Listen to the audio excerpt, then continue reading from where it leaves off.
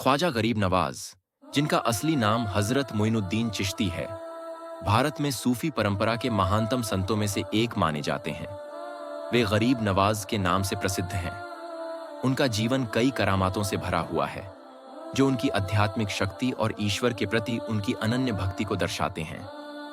उनकी करामातों ने न केवल लोगों को प्रभावित किया, बल्कि उनके द्वारा प्रेम, भाईचारे और इंसानियत का संदेश भी पूरे भारत में फैलाया।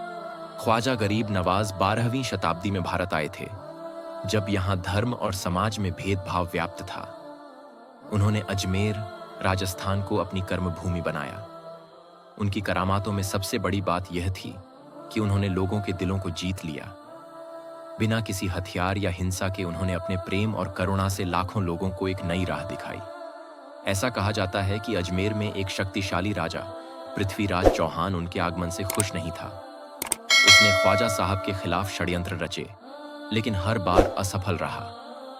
ख्वाजा गरीब नवाज की करामात के चलते उनके विरोधी भी उनकी ओर आकर्षित हो गए और प्रेम और श्रद्धा से भर उठे।